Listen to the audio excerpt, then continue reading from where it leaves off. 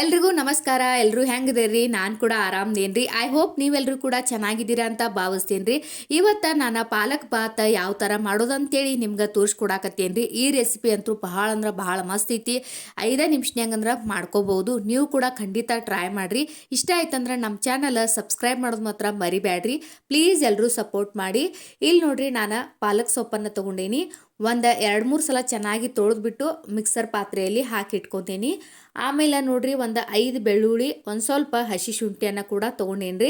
ಅದನ್ನು ಕೂಡ ಇದ್ರಾಗ ಹಾಕಿಬಿಟ್ಟು ನುಣ್ಣಗೆ ಏನು ಮಾಡ್ಬೇಕಂದ್ರೆ ರುಬ್ಬಿ ಇಟ್ಕೋಬೇಕ್ರಿ. ಮೊದಲು ನಾನು ಈಗಾಗಲೇ ಪಾಲಕ್ ರೈಸ್ನ ಯಾವ ಥರ ಮಾಡೋದಂತೇಳಿ ಅದನ್ನು ಕೂಡ ಹಾಕೀನಿ. ಅದನ್ನು ಕೂಡ ನೀವು ನೋಡ್ಬೋದು. ಅದು ಕೂಡ ಭಾಳ ಮಸ್ತ್ ಆಗೈತ್ರಿ. ನೀವು ರೈಸ್ ಮಾಡಿಬಿಟ್ಟು ಮಾಡ್ಕೋಬೋದು. ಇದು ಪಾಲಕ್ ಬಾತನ್ನು ನಾವು ಡೈರೆಕ್ಟ್ ಒಗ್ಗರಣೆ ಹಾಕಿಬಿಟ್ಟು ಮಾಡ್ಕೋದನ್ನು ತೋರಿಸ್ತಾ ಇದ್ದೀನಿ. ಇಲ್ಲಿ ನಾನು ಒಂದು ಕುಕ್ಕರ್ ತೊಗೊಂಡೇನಿ. ಅದಕ್ಕೆ ಅಡುಗೆ ಎಣ್ಣೆ ಹಾಕೀನಿ. ಎಣ್ಣೆ ಚೆನ್ನಾಗಿ ಕಾದ ನಂತರ ಜೀರಿಗೆ, ಒಂದು ಪಲಾವ್ ಎಲೆ, ಚಕ್ಕೆ, ಲವಂಗ ಮತ್ತು ಏಲಕ್ಕಿ ಹಾಕಿಬಿಟ್ಟು ಚೆನ್ನಾಗಿ ಇಲ್ಲಿ ಫ್ರೈ ಮಾಡ್ಕೊತಾ ಇದ್ದೀನಿ. ಪಲಾವ್ ಎಲೆನ ಕಟ್ ಮಾಡಿ ಹಾಕೀನಿ.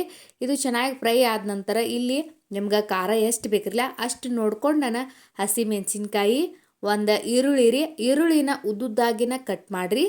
ಆಮೇಲೆ ಸ್ವಲ್ಪ ಕರಿಬೇವು ಕೂಡ ಹಾಕೀನಿ. ಇಷ್ಟು ಹಾಕಿಬಿಟ್ಟು ಇದನ್ನು ಚೆನ್ನಾಗಿ ಫ್ರೈ ಮಾಡ್ಕೋಬೇಕ್ರಿ. ಬ್ರೌನ್ ಕಲರ್ ಬರೋ ತನಕ ನೀವು ಚಂದ ಇದನ್ನೇನು ಮಾಡಿರಿ ಅಂದ್ರೆ ಫ್ರೈ ಮಾಡ್ಕೋರಿ. ಮಕ್ಕಳಿಗೆ ಟಿಫನ್ಗಾಗಿರ್ಬೋದು, ನಾಷ್ಟಕ್ಕಾಗಿರ್ಬೋದು, ಡಿನ್ನರ್ಗಾಗಿರ್ಬೋದು, ಯಾವುದಕ್ಕೂ ಕೂಡ ನೀವು ಮಾಡ್ಕೋರಿ. ಭಾಳ ಟೈಮ್ ಕೂಡ ತೊಗೊಂಗಿಲ್ಲ. ಟೇಸ್ಟ್ ಕೂಡ ಅಷ್ಟು ಮಸ್ತ್ ಇರ್ತೈತ್ರಿ. ಇವಾಗ ನೋಡ್ರಿ, ಚೆನ್ನಾಗಿ ಫ್ರೈ ಆದ ನಂತರ ನಾನು ಆವಾಗಲೇ ರುಬ್ಬಿಟ್ಕೊಂಡಿನ್ರಿಲ್ಲ ಪಾಲಕ್ ಸೊಪ್ಪು ಮತ್ತು ಬೆಳ್ಳುಳ್ಳಿ, ಹಸಿ ಶುಂಠಿ, ಅದನ್ನು ಕೂಡ ಇಲ್ಲಿ ನಾನಿಲ್ಲಿ ಇದ್ರೊಳಗೆ ಹಾಕಾಕತ್ತೀನಿ. ಇದು ಕೂಡ ನೋಡ್ರಿ ಚಂದ ಫ್ರೈ ಆಗಬೇಕು. ಇಲ್ಲಿ ಗಡಿಬಿಡಿ ಮಾಡಬಾರ್ದು. ಪಾಲಕ್ ಸೊಪ್ಪು ಎಲ್ಲ ಚೆನ್ನಾಗಿ ಎಣ್ಣೆಯಲ್ಲಿ ಫ್ರೈ ಆಗಿ ಹಸಿ ವಾಸನೆ ಹೋಗ್ಬೇಕ್ರಿ.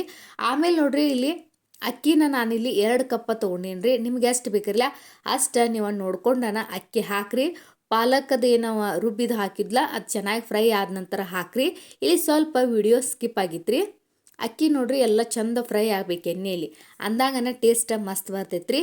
ಇವಾಗ ನಾನು ಇದಕ್ಕೆ ನಾನು 2 ಕಪ್ ತೊಗೊಂಡೇನಿ. 2 ಕಪ್ಗೆ ಒಂದು 5.5 ಕಪ್ ನೀರು ಹಾಕಾಕತ್ತೀನಿ.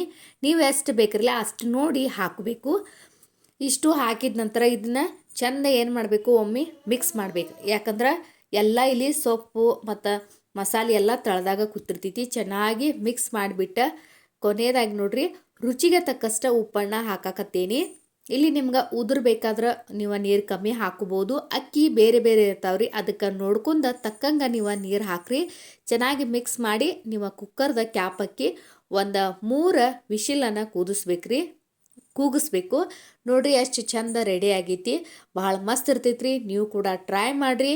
ನಾನು ಕೇಳ್ಕೋದು ಇಷ್ಟ ರೀ, ಪ್ಲೀಸ್ ಎಲ್ಲರೂ ಸಪೋರ್ಟ್ ಮಾಡಿರಿ. ನೀವೆಷ್ಟು ಸಪೋರ್ಟ್ ಮಾಡ್ತಿರಲ್ಲ ಅಷ್ಟು ನಾನು ಹೊಸ ರೆಸಿಪಿಗಳನ್ನು ಈ ವಿಡಿಯೋದಾಗ ಹಾಕ್ತೀನಿ ರೀ. ಎಲ್ರಿಗೂ ಬಾಯ್ ಬಾಯ್.